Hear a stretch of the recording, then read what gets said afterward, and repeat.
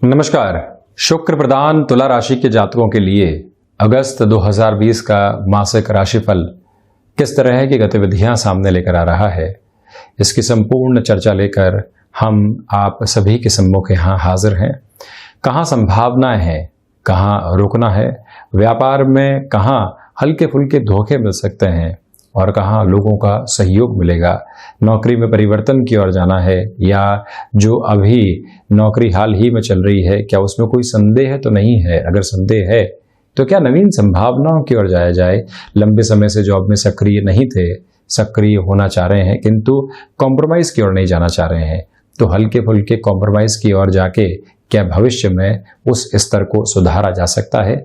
स्वास्थ्य में कुछ हानि परिस्थितियां बनी हुई थी तो क्या संकेत हैं, वहां पर सामान्य और लाभ की प्रवृत्तियां आ सकती है। ये सब कुछ अगले कुछ मिनटों में हम यहाँ चर्चा के भीतर सम्मिलित करने वाले होंगे। तुला राशि के जातकों को अभी ढैया का अंतराल चल रहा है और साथ ही साथ में इस महीने दो प्रमुख ग्रह अपने स्वराशि स्थान में प्रवेश करेंगे, मंगल और सूर्य। तो इस चार्टिंग के माध्यम से उनके प्रभावों को भी विशेषतः हम समझने की और स्थितियों को इंगित करेंगे। तो पहले यहाँ नवग्रहीय व्यवस्थाओं का 12 ही भावों के साथ में अध्ययन और उसके बाद प्रत्येक क्षेत्र विशेष की जुड़ी हुई स्थितियां। यहाँ आप देखें कि चंद्रमा प्रतीकात्मक तौर पर राशि स्थान में ही विराजित करके दिखाए गए हैं। इनकी स्थितियों को परिवर्तित करके दिखाना संभव नहीं। तो वहीं थर्ड हाउस में बृहस्पति और केतु की ध्वज नामक युति संगत स्थितियां बनी हुई है। देव गुरु बृहस्पति स्वराशि स्थान यानी कि मूल त्रिकोण स्थितियों में है, वक्री चल रहे हैं। चतुर्थ भाव में भले ही शश नामक पंच महापुरुष योगों में से एक योग बन रहा है किंतु इसी वजह से आपको ढैया का स्तर भी 24 जनवरी 2020 के बाद से चलायमान है। 29 सितंबर 2020 तक शनिदेव यहाँ वक्रगत रहने वाले रहेंगे। तो वहीं आप देखेंगे कि 6th हाउस में मंगल 16 अगस्त तक विराजमान। इसी वजह से शुरुआत में ही निवेदन कर रहा हूं कि आप यहाँ किसी भी तरीके का ऋण लेने से खुद को बचाइएगा। और 16 अगस्त के बाद की स्थितियों में मंगल सप्तम भाव में स्वराशि स्थान में प्रवेश कर जाएंगे, जहां व्यापार, व्यापारिक साझेदारियों को और साथ ही साथ में गृहस्थ जीवन के साथ में संबल के नए स्तर को बनाने वाले होंगे, किंतु एग्रेशन भी साथ में देंगे। इस बात को भी गौर करना होगा। और वहीं आप ये अगर भाग्य भाव की स्थितियां देखते हैं तो यहाँ नवम भाव में राहु और शुक्र की युति संगत स्थितियां पूरे ही महीने मिली रहेगी। राहु जब भी उच्च स्थितियों में अपने राशि संचरण के अंतिम प्रवास काल में चल रहे हों, यानी कि 23 सितंबर को पोजीशंस चेंज करेंगे, उसके पहले भाग्य के साथ में, आध्यात्म के साथ में, अनुभव के साथ में गफलतें देने वाले हो सकते हैं। नवम भाव में इसकी विशेष हमको चर्चा करनी होगी। तो वहीं दशम भाव में 16 अगस्त तक सूर्य और बुध का बुधादित्य योग बना रहेगा। इसके बाद में सूर्यदेव स्वराशि स्थान में प्रवेश कर जाएंगे। ये एक महत्वपूर्ण स्थिति रहेगी क्योंकि लाभ भाव में ऐसे प्रकाश के अधिपति और राजा की श्रेणी के ग्रह जब विराजित हों, आपकी क्षमताओं में वृद्धि करते हैं और अंतिम उपचय में पुण्य फलों का नैसर्गिक स्तर के ऊपर उदय करने वाले भी हो जाते हैं। 17 अगस्त को बुध भी अपनी पोजीशंस को चेंज करके यहाँ एकादश भाव में विराजित हो जाएंगे। एक तरह से भाग्य का लाभ के साथ में संबंध यहाँ निक्षेपित रहेगा। तो हम शुरुआत करते हैं राशि स्थान के साथ में। यहाँ राशि स्थान के अधिपति शुक्र और जो प्रथम भाव की स्थितियां हैं, जहां से हम ओवरऑल कॉन्फिडेंस को देखते हैं, आपके आने वाले इस महीने की प्रवृत्तियों को देखते हैं, तो आप ये पाएंगे कि नवम पंचम के सहयोग के साथ में शुक्र भाग्य भाव में विराजित रहेंगे। जो भी कार्य भाग्य की वजह से अटके हुए थे वहां संभावनाएं तो बनेंगी, किंतु उस भाग्य की स्थितियों के साथ में कोई गफलत तो नहीं है। हम एग्जेजरेट होकर किसी कार्य को करने की तरफ तो नहीं जा रहे हैं। ये ध्यान रखने का पुरजोर प्रयास आप कीजिएगा। इसको एक और अलग स्तर के साथ में समझा जाए तो आप देखिए कि कोई इंटरव्यू की पोजीशन आई, सामने बनी लंबे समय के बाद से, ढैया के अंतराल के बावजूद भी वो पोजीशन हमारे सामने आई है, अच्छे रिफ्लेक्शन दे रही है, किंतु हमारी डिमांड बहुत ज्यादा है।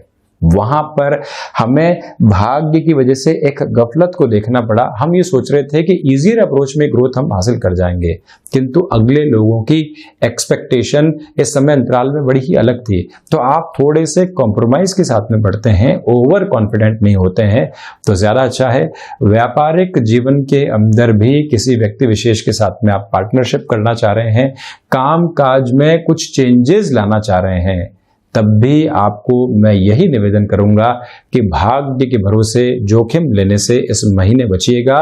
ओवर कॉन्फिडेंस में कहीं पर भी आप आने वाले नहीं रहें। और जहां संघर्ष होते हैं, जब ढैया चल रही हो, संघर्ष सामने हो, व्यक्ति आसान गली निकालने की ओर जाता है तो उसके जो प्रभाव है वो बहुत लंबे समय बाद भोगने पड़ते हैं। इसी वजह से आज जो संघर्ष है उसको स्वीकार करें। 12 घंटे की मेहनत है तो हम 12 घंटे आज लगाएंगे, आज 8 घंटे मेहनत करके कल 16 घंटे की ओर नहीं जाएंगे। जब ये स्पष्ट हो पाता है तो हम खुद को एक स्थिरता दे पाते हैं। इस बात को आप गौर करके चलते चले जाइएगा। प्रेजेंटेबल अप्रोच ठीक है, किंतु उसमें बहुत ज्यादा चमक और दमक लेकर आना, खुद को उस प्रेजेंटेशन के साथ में एक अलग रूप में, एक बनावटीपन के साथ में प्रस्तुत करना, उससे आपको इस महीने बचना चाहिए। तो वहीं सेकंड हाउस का जो आधिपत्य है वो मंगल के साथ में जुड़ा हुआ है और मंगल शुरुआती 16 दिनों के लिए 1 से 16 अगस्त 2020 के मध्य अंतराल में 6th हाउस में बृहस्पति के राशि स्थान में विराजमान रहेंगे। तो इस समय आप ये ध्यान रखिएगा कि शनिदेव का दृष्टि निक्षेपण भी यहाँ बृहस्पति के राशि स्थान पर मंगल पर रहने वाला रहेगा। फाइनेंशियल लेवल के ऊपर यहाँ मध्यम दर्जे के आसपास की स्थितियां हैं।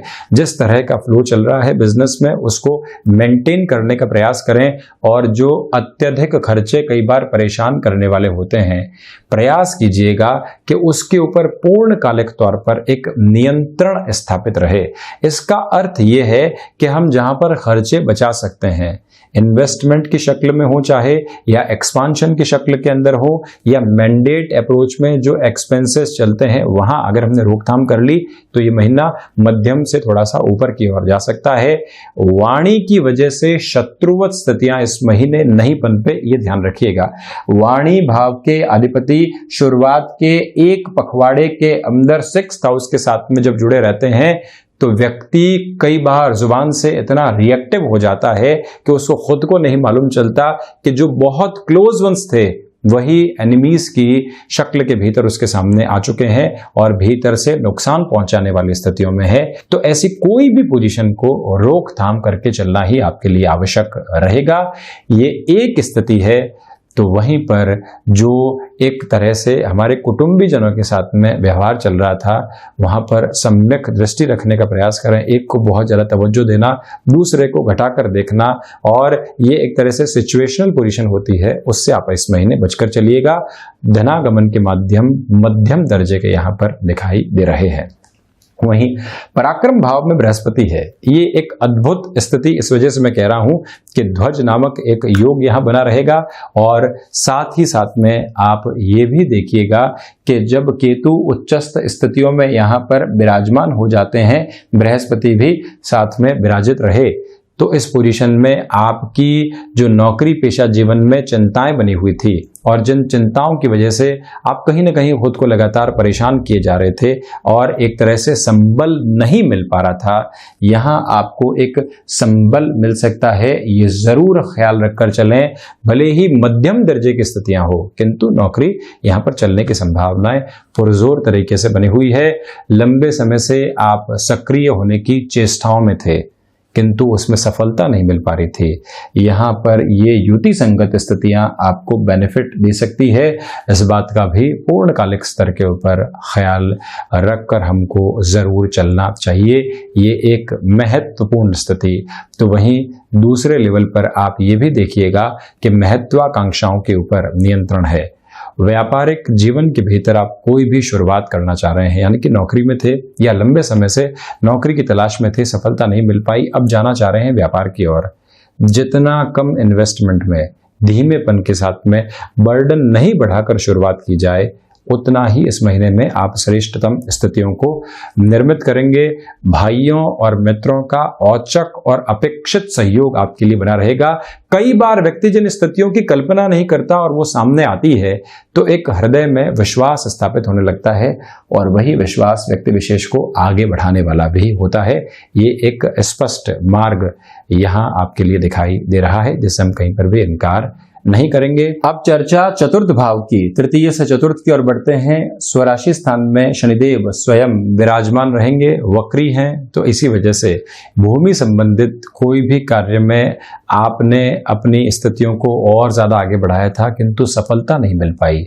इस महीने के अंतराल में छोटे मोटे समझौते की ओर भी आपको जाना हो किंतु एक सौदा आपके लिए एग्जीक्यूशन में दिखाई दे तो जरूर बढ़ने का प्रयास आप कीजिएगा। रुकने और थकने की आवश्यकता दूर दूर तक नहीं है, इस बात को गौर करके चलें।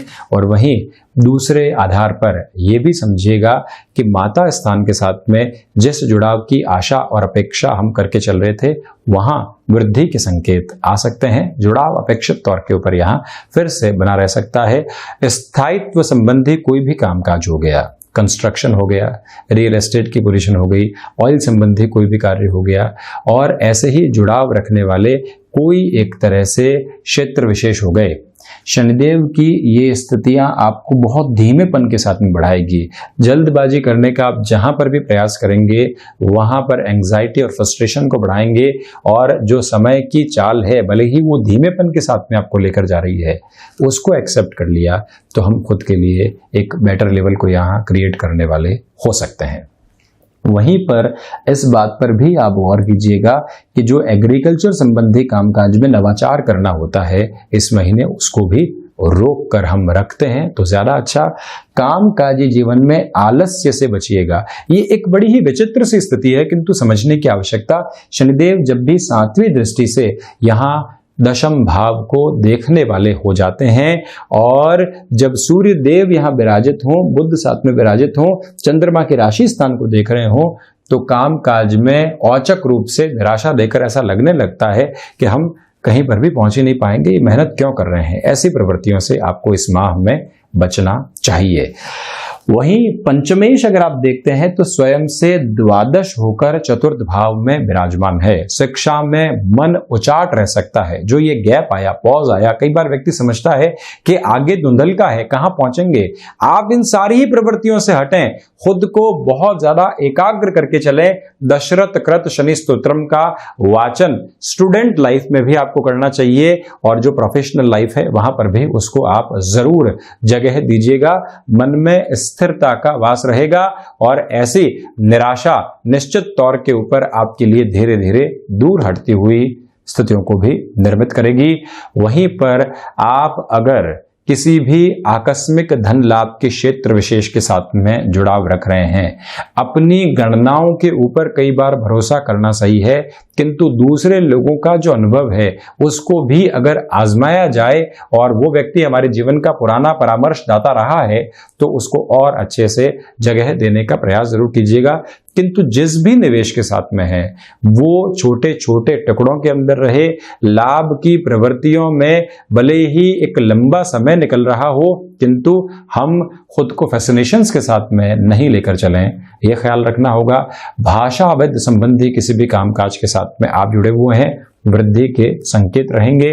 छोटी छोटी यात्राएं कामकाजी जीवन में जो निकल कर आती है वहां पर आपके लिए अंत तो गत्वा लाभ रह सकता है। 17 से 31 अगस्त के मध्य वहां वृद्धि रहेगी। संतान पक्ष को कामकाज में जोड़ने के लिहाजा इस महीने को मैं इतना उत्तम नहीं मानूंगा, थोड़ा सा रुकिएगा, कम्युनिकेशन गैप नहीं हो ये ख्याल रखें। और वहीं पर जिन भी महिलाओं ने कंसीव कर रखा है उनके लिए इस महीने ट्रैवलिंग को अवॉइड करना ही हित कर रहने वाला है। ये भी एक स्पष्ट दृष्टिकोण आप रखिएगा। पंचम और चतुर्थ के साथ में जुड़ी हुई एक और पोजीशन आपको बता दूं। चतुर्थ से हम वाहन की स्थितियों को देखते हैं और पंचम के साथ में जब जुड़ी हुई द्वादश की प्रवृत्तियां ऐसी हो, यानी कि आप इस द्वादश की गणना को समझें। पंचम का आधिपत्य शनिदेव के पास में, इसी को राशि स्थान मान लिया जाए तो यहां से द्वादश में शनिदेव विराजमान है। वाहन खरीद और फरोख्त जो कि कॉमर्शियल पोजीशंस के साथ जुड़ी हुई हो वहां बढ़ सकते हैं, अन्यथा हम ऐसे किसी भी सौदेबाजी को रोक कर चलते हैं तो ज्यादा अच्छा है। 6th हाउस में मंगल विराजमान। सबसे पहले तो इस माह के अंतराल में व्यापारिक वृद्धि के लिए 16 अगस्त तक किसी भी तरीके के ऋण की सलाह मैं आपको नहीं दूंगा, रोकिएगा। उसके बाद में ही प्रिसाइज कैलकुलेशंस के भीतर हमको चलना चाहिए। शत्रुवत स्थितियां जो परेशान कर रही थी, वाणी के साथ में हम ज्यादा रिएक्टिव होकर जवाब देने वाले नहीं हो। एक समय आएगा और इसी माह के अंतराल में आप अपने कर्म से एक अच्छी प्रतिध्वनि को उत्पन्न करने वाले रहेंगे, जिससे कि व्यक्ति विशेष को जवाब मिल पाए। हमारी क्षमताएं क्या है, हम किस तरह से चल सकते हैं, ये जवाब समय देता है। अगर हम खुद रिएक्टिव होकर नहीं चलते, अपनी ऊर्जा को इस तरह से व्यर्थ करने वाले नहीं होते हैं, तो ये एक बात। वहीं रक्त संबंधी विकार आपको सताने वाले नहीं रहें, ये भी जरूर ख्याल रखकर चलें। इस माह के अंतराल में भाग्य से बारंबार संघर्ष मिल सकते हैं। यही वजह है कि कर्मशीलता में बहुत ज्यादा एकाग्र रहने की आवश्यकताएं रहेंगी। 7वें भाव में व्यापार भाव के भीतर जब मंगल प्रवेश कर जाएंगे 16 अगस्त के बाद, तो रोचक योग बनेगा।